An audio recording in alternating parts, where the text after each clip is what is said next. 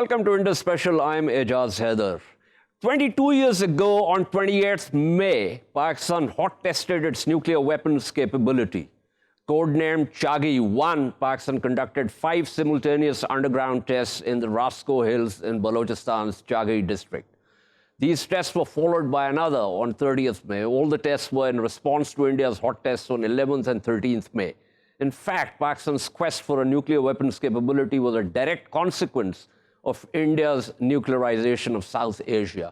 Before the May 1998 tests, India had already conducted a nuclear test codenamed Smiling Buddha in May 1974. It also deceitfully claimed that the test was a peaceful nuclear explosion, a claim rejected by Pakistan. Earlier, India had refused to be part of the Nuclear Non-Proliferation Treaty, citing it as a discriminatory treaty. Pakistan reacted to India's refusal to be part of the NPT, citing security reasons. Both countries remain outside the NPT. Neither has signed the Comprehensive Test Ban Treaty either. Pakistan also objects to the Fissile Material Cutoff Treaty in its current form.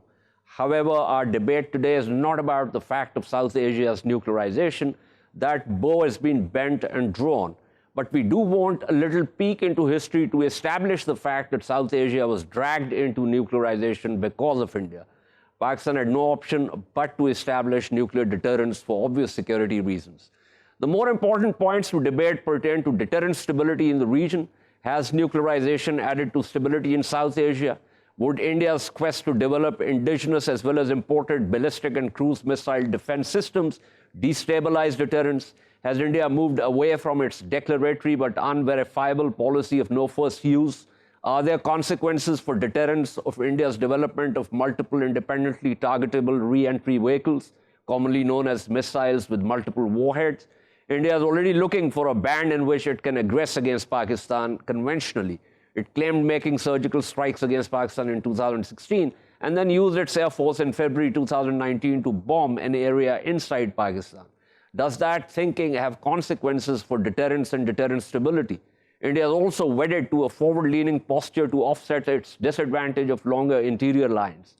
This is essentially in line with offensive plans and strategies. How does deterrence work in such a scenario? Questions abound, and we want to dive right into the deep end tonight with our panel of experts. And I'm joined by Lieutenant General Waheed Arshad, the former Chief of General Staff of Pakistan Army. We also have with us Brigadier Naeem Salek, who is an author and is a former director actor at the Strategic Plans Division. We also have with us Dr. Rifat Hussain, who's head of Department of Public Policy at NUST. And we also have with us Ambassador Zamir Akram, who's a long experience of dealing with these issues at the Conference of Disarmament and also other affiliated UN agencies. Thank you to everyone here. Let me quickly begin with Brigadier Salek here. Brigadier Salek, you have written a lot about this, and your PhD dissertation, which ultimately became a book also, which is about learning. Give us a little peek into history in terms of the South Asian region being dragged towards nuclearization by India, as I said in my opening. And how did this come about, and what were our options? If you go back into the early 1960s, the situation started changing from 1962 onward, when India had a border war with China, and the West became very sympathetic with India's cause. They knew even at that time that India has nuclear ambitions, but they said that we do not want India to become a nuclear power. However, if India becomes nuclear, we understand their compulsions. So that empathy and understanding was always there. And this argument, which has been raised time and again, that India's program was in response to Chinese nuclear tests in October 1964, there is no logical basis to that. In fact, by April 1964, India had all the elements which were needed to produce a nuclear weapon. They inaugurated their reprocessing plant in April 1964, and they were the first country in Asia, ahead of Japan and China, to have that kind of a facility. They already had the Cyrus reactor, which started working in 1960, and they had other nuclear fuel cycle facilities in place. That is why once China tested, Dr. Homi Bhabha claimed that given the political decision, I can produce a nuclear bomb and test it within 18 months. So that means India had a very advanced program even before the Chinese tested their first nuclear weapon. Absolutely, and However, if I may recall, and correct me if I've got the date wrong, I think it was 1948. Speaking in Lok Sabha, Pandit Jawaharlal Nehru talked about India having missed on various other ages, and it will be insecure if it were also to miss out on the nuclear age. Yeah, that's true, because he is on record having made a statement in the Indian Parliament, wherein he said that we have started this nuclear program for peaceful purposes, but if need be, we can use it for other purposes as well. So that ambiguity was there, though they started their program ostensibly as a peaceful nuclear program, but they always kept the possibility of converting it into a military program. So coming back to the 1960s, after the Chinese test, Indians started thinking of developing a nuclear device, and there was internal US government studies which recommended to the US government that in case India is unable to test a device of its own, maybe we could hand over a device to India to test, so that its prestige is restored amongst the third world countries. So India continued, but Pakistan was not much concerned about it, because we had started a peaceful program from 1954 onwards, but the military applications of nuclear technology were not considered. Mr. Bhutto was the only person in President Ayub Khan's cabinet who time and again raised alarms and tried to convince President Ayub to get some of the essential nuclear facilities to catch up with India, but he was always talked down by Ayub Khan, and particularly Finance Minister Shoaib and the Deputy Chairman of Planning Commission, Saeed Ahmed. They were very strongly against any military nuclear capability. Even the PAC chairman at that time, Dr. Ishrat Hussain, who has a lot of contribution in the development of Pakistan's nuclear capability in terms of technical aspects, he was the one who set up the BINSTEC. But he was all for the peaceful uses of nuclear technology and was very strongly against any military capability. So Bhutto also wrote in his book in 1969, The Myth of Independence, that nuclear weapons can only be deterred by nuclear weapons. There's no way you can deter nuclear weapons, and if India goes nuclear, we have no option but to develop our own nuclear weapons to avoid nuclear blackmail by India. But the situation remained as such, and Pakistan missed the opportunities. By the time in 1971, once Pakistan lost its eastern wing because of the Indian military intervention, the security managers in Pakistan sat down and evaluated the situation and found out that the conventional imbalance vis-a-vis India has further widened, and Pakistan is now surely in need of a equalizer in the form of nuclear weapons. But even at that time, the initial decision in 1972 was to develop a nuclear weapons option so that it could be used just in case it was needed, but not going all the way. However, as you mentioned, in 1974, India tested its first nuclear weapon in the guise of peaceful nuclear explosion. And unfortunately, the Western world was very gullible and willing to accept India's rationale for the test. Although Pakistan, Canada, and one or two other countries, they did condemn this.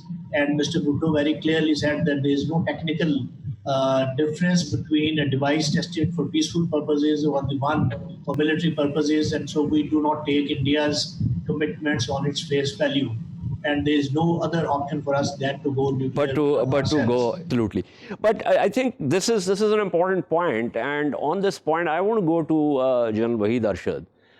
General Arshad, this thinking has kind of informed a lot of analyses and writings by Western experts also, and also by the Indians, with reference to Pakistan, priming itself to use nuclear weapons first and early into a conflict. Now, as the Chief of the General Staff, is someone who had a deep insight into operational planning and strategic planning.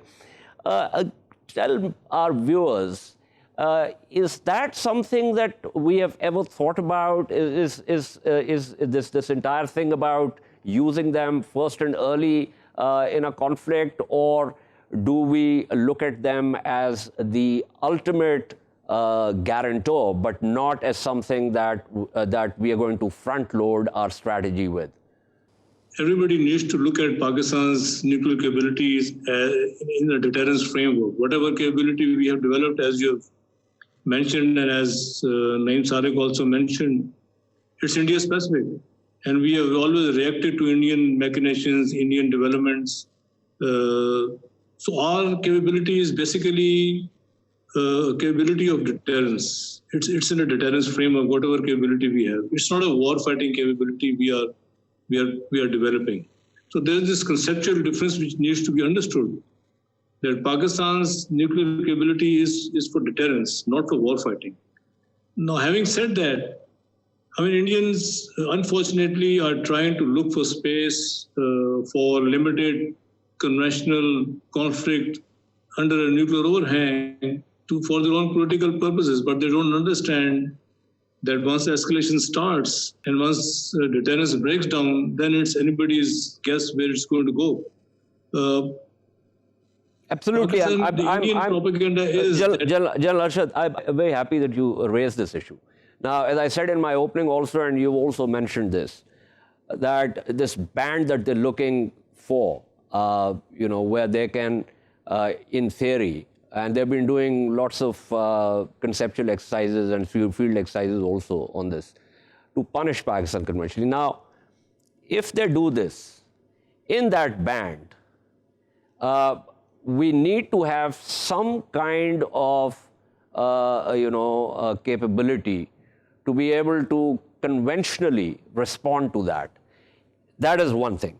Secondly, lots of critics of the capability say that this indicates, if the Indians do this, and they point to the Indian aggression last February, then that means that deterrence is already broken. Now, I want you to give us your reading of these two scenarios.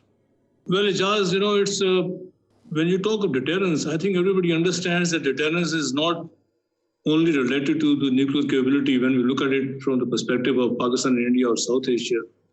Deterrence is a sum total of a lot of things, which means conventional capability, which means nuclear capability, which means credibility of your capability, and the will to use. So, when we talk of Indian offensive doctrines, their proactive operations, their offensive plans, it does not mean that Pakistan does not have the conventional capability to handle those offenses, or in case Indians want to go for any sort of conventional conflict, whether it's a limited war or a full-scale war, does not mean that we are going to rely only on our nuclear capability. We can't do that because it's not a war-fighting capability. So basically, what I am saying is that our conventional capability is a strong capability, although its asymmetry is growing over the years. But it's still a strong capability, and we can hold our own in terms of facing the Indian offensive in case they want to go for a conventional war. Now, having said that, if both the countries go to war, or even if it is a limited war, yes, deterrence has broken down. Otherwise, we wouldn't be going to war. Now, that difference and the difference between a strike by an aircraft or firing across the line of control or something similar to that, a raid, I think that needs to be understood, that deterrence breakdown in case of war and the situation arising out of a so-called strike is totally different. We need to understand it in terms of one is a proper war. The second is the concept of escalation. Now, concept of escalation because of a strike or a raid or a fire raid needs to be understood, because it may lead to war, it may not lead to war. Depends on what kind of environment is there, what kind of escalation control is in whose hands. So I think these two, one needs to differentiate between the breakdown of deterrence concept. There's been a lot of talk after 27th of February that deterrence has broken down, whereas in my view it did not. Otherwise, we would have been at war. So Okay. I think we need to look at it in terms of escalation of a situation, who's controlling it, how it is being controlled, will it lead to further escalation, will it not lead to escalation, as opposed to start of a limited sort of war or a full-fledged war between Pakistan. Okay, that's an important point. Dr. Rifat Hussain, one of the things in terms of the idea of deterrence is, are we looking at it in terms of the lower order attacks? Are we looking at it in terms of higher order attacks? That's one. Secondly, deterrence holds best at a very basic level, what I would perhaps refer to as the counter value, where neither side has any defenses against the possibility of such an attack, and therefore there's a balance of terror.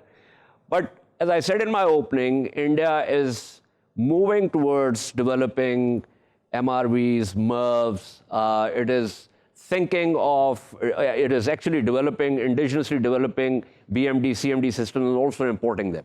Now, do you think that that is something which essentially is a move towards counterforce targeting, towards preemption, and therefore towards deterrence instability?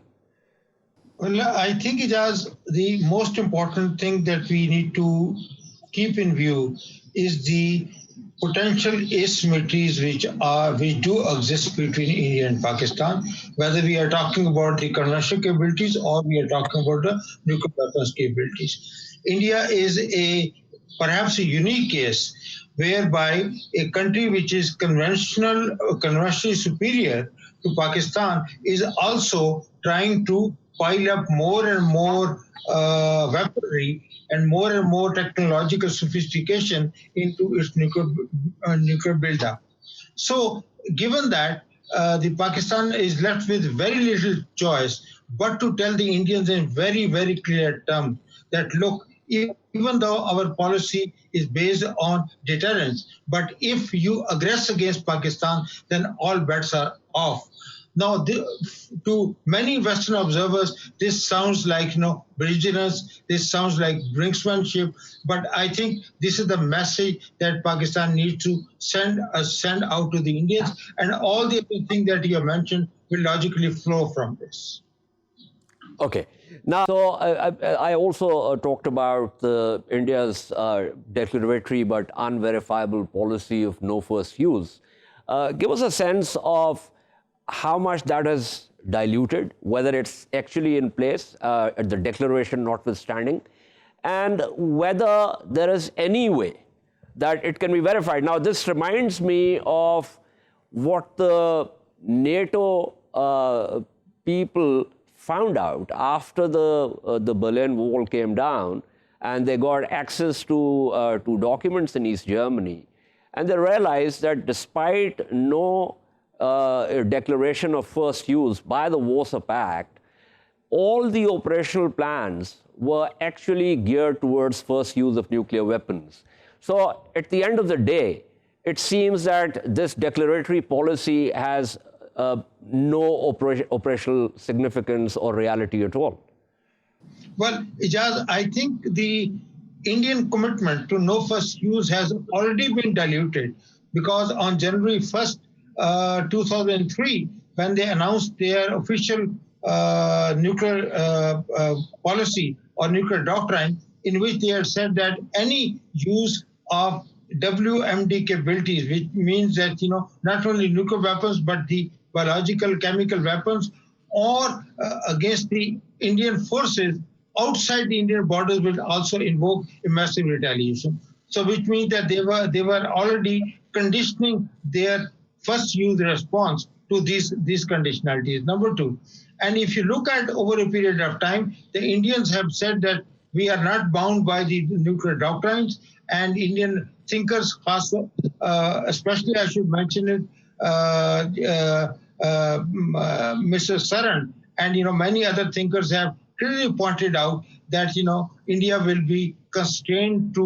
not be constrained by its no first use pledge if there is any kind of what they perceive as aggression from Pakistan. So I think the Indian commitment to no first use, number one, is only a public pledge, and number two is heavily contingent upon certain conditions to be met, and number three, that over a period of time there have been a number of statements from the Indian side, including their high security officials, in which they have said that India is willing to revise its nuclear no first use pledge against Pakistan. So Absolutely. Given this, the Indian no first use pledge is not worth the paper that it's written on. Absolutely. Dr. Salek edited an entire volume. I will get back to him on this. But let me go to Ambassador Zamir Akram here. Ambassador Akram, give us a sense of, there's a lot of this thing about Pakistan is fast-pacing, developing its nuclear warheads. Pakistan is also accused of being the outlier as far as the FMCT is concerned. And the fact that, Pakistan perhaps is spoiling this entire sort of environment here. Since you have actually dealt with diplomacy on all these initiatives, give us a sense of what initiative Pakistan has taken in order to make this region secure and to stabilize deterrence. Well, if you want to go into the history of the diplomacy, then way back, even before the Indian nuclear tests in '98, India and Pakistan's nuclear tests in 1998, in the 70s and 60s, we, for one thing, were in favor of the NPT if India signed it. Pakistan, after the Indian nuclear test in 1974, proposed a South Asia nuclear weapon-free zone. Then we also proposed a zero missile zone in South Asia. And there were several other kinds of proposals that we made to ensure against the nuclearization of South Asia or the further nuclearization, or shall I say weaponization, nuclear weaponization of South Asia. But all these ideas and proposals were rejected by the Indians. So we had then come to the conclusion, as was stated by Brigadier Salek, that there was no other option but to acquire our own nuclear deterrence capability, which we then worked on and with the grace of God were able to demonstrate in May 1998. Now, as far as the accusations that are concerned about Pakistan's position on fissile material issue or on the comprehensive test ban treaty. Now that again, Pakistan voted in favor of the UN resolution adopting the comprehensive test ban treaty, but made our signature conditional on India joining the treaty. But at the same time, we said that we will continue to observe the letter and spirit of the treaty unless, of course, there was a change, in which case we would be forced to test, and that was exactly what happened in May 1998.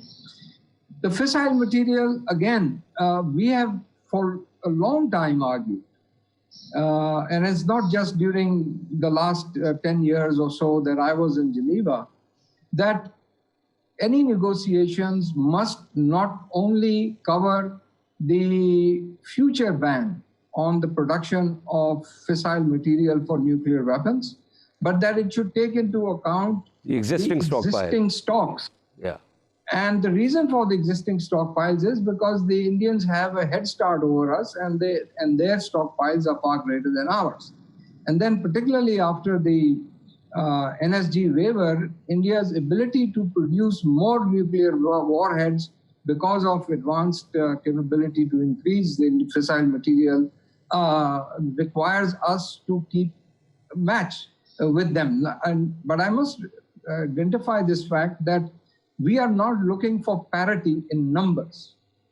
But because deterrence is a dynamic concept, the balance or the ratio that we need needs to be ensured in order to ensure a credible second strike capability. And that is why we can't accept the Fissile Material Convention. Now, allow me to also clarify one point that has not been made when we talk about our nuclear doctrine.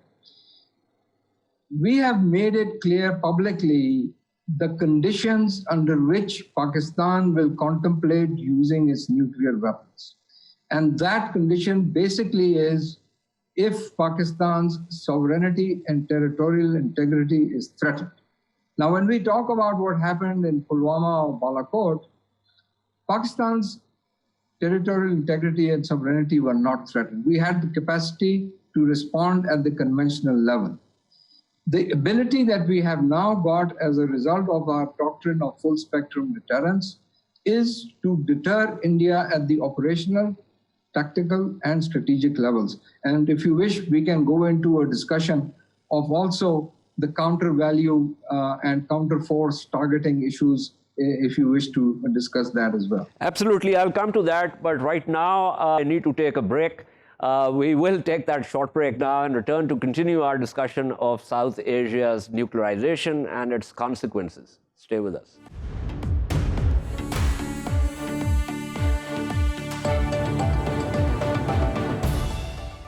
Welcome back to Indus Special. We continue with our discussion of South Asia's nuclearization and its consequences, especially in view of India's belligerence under a government inspired by the RSS ideology of Hindu Rashtra. We still have with us our panel.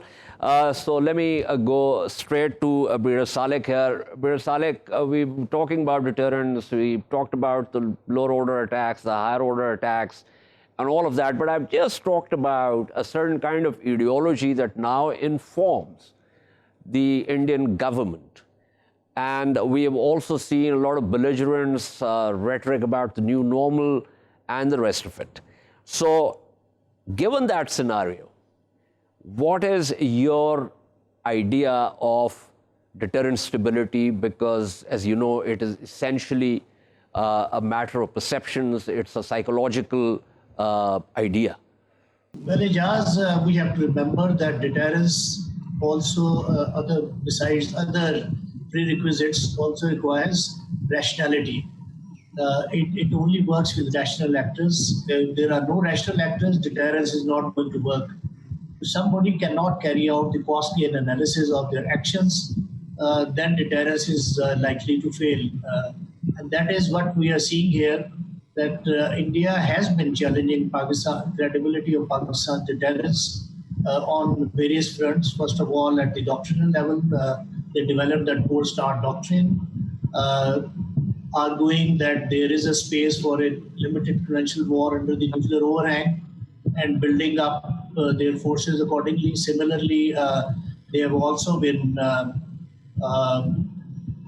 challenging it practically across the line of control. They have increased the level of violence and the frequency of violence over a long period of time. In fact, recently I was reading a book about line of control by Dr. Happy Mohan Jacob, and he has mentioned a very interesting episode from 2001 when the Indians had actually planned to attack right from the Kargil Dras sector down to the Cham sector and about 20 Pakistani posts, and they had the audacity to call it a limited operation.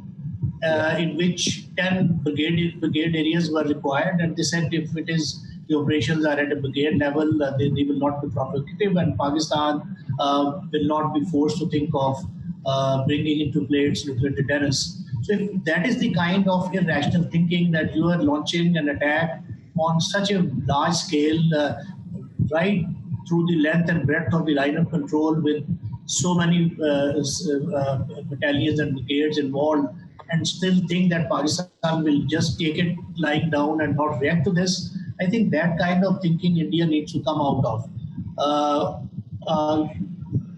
But Brigadier Salek, I'm happy you mentioned this episode, this Operation Kabaddi, as they codenamed it. This was much before the advent on the scene of Narendra Modi and the sort of, percolation, I would say, of this RSS ideology, even into the top brass of the Indian Army. I mean, if you look at how the current Chief of Defence Staff was the former Chief of Army Staff, General Rawat, now his successor, their Naval Chief, their Air Chief, I mean, all of them have been issuing statements that are very political in nature, and they provide a certain kind of professional underpinning to the RSS ideology. And this Operation Kabaddi was before that. So, in a way, what we are saying is, or what we are seeing here is that this kind of danger has increased manifold. Yeah, and what has happened is that this indicates the mindset of the Indian military. It's not clear whether the political leadership was on board for that kind of an operation or not. Correct. However, what has happened now is that Indian military and the Indian political lead, they are on the same page in terms of belligerence against Pakistan. And that is where the danger lies, because now we have people like Bipin Rawat appointed as the Chief of Defence Staff, trying to establish himself in the new place and trying to grab power and maybe thinking of becoming a field marshal. And it coincides with the thinking of the RSS-dominated BJP government in power. So that is where these things add up. So this is a real danger, and this is a real danger. I need to take this to General Arshad. General Arshad, sir, Indian military is a professional military for sure. It has produced good general officers. But what we have been seeing now is a certain kind of cheek by jowl with the RSS political leadership, which kind of gives one a sense that they're moving away from giving professional advice to basically, as I said earlier, underpinning the Hindutva ideology itself. Now, do you think that poses a danger? First of all, I must, highlight a very important point, and that is that if you recollect, all these years for the last, post 9/11 especially, exactly post 9/11, that the West has been creating a lot of noise about Pakistan's nuclear capability, being susceptible to falling into the hands of extremists, of terrorists, and they're not sure what's going to happen, and they have been concerns being raised, and a whole lot of pressure being built on Pakistan because of this narrative being played out by the US and many other countries, including India. And now here we have a government in India which is actually an extremist government with terrorist intentions. So I'm surprised the world is still quiet on that important development, that there is an extremist government following an extremist ideology, which is now proven on ground by the elections for the last 5 years, and still nobody's bothered about it. Having said that, second, you mentioned about Indian military leadership giving statement, and they started from Rawat onwards. I think we need to be very clear. One is that the Indian political leadership and the Indian military leadership is in sync in terms of playing politics with war. What is happening is that they want to gain political mileage by using the situation in Kashmir along the line of control, by using military capability, by trying to find space to carry out some sort of actions against Pakistan because they want to externalize Kashmir and gain political crown points both for domestic internal political consumption as well as to the other narrative of terrorism being emanating from Pakistan. So this is this combination of war through politics and politics through war, which led to all these actions, especially Pulwama, post-Pulwama, along the line of control, the increment in the caliber of weapons being fired, the frequency, the intensity. What they have not reckoned with, and they have not been able to actually reconcile, is that Pakistan has come a long way. And now, as we keep talking of these things in track 2 forums also, that there is no way Pakistan is not going to respond to even a single bullet. You fire one bullet, you'll get 2 bullets. You fire one artillery shell, you'll get 10 artillery shells. You carry out an airstrike by 5 aircrafts, you'll find a whole squadron going into India and carrying out a strike. So this Pakistan's policy of quid pro quo plus and taking escalation control is not being understood by the Indians, unfortunately. They've not been able to reconcile that there is no space now for any sort of military adventure, whether it's at the sub-tactical or tactical or operational level. But since they want to play politics for their own narrative and their own strategy, that is why the military leadership is now egging on the political leadership, and the political leadership is using the military leadership to do all these things, not realizing that it's actually creating a lot of instability in South Asia. Absolutely. Let me go to Ambassador Zameer Akram here. Ambassador Akram, before we took the break, you were talking about, and you mentioned this also, the counter value and the counter force. Now, obviously, counter value is supposed to be the most stable form of deterrence. But with India moving towards MRVs, MIRVs, CMD, BMD systems, and so on and so forth, and also developing an ASAT capability, so deterrent stability is now kind of, not on very firm ground.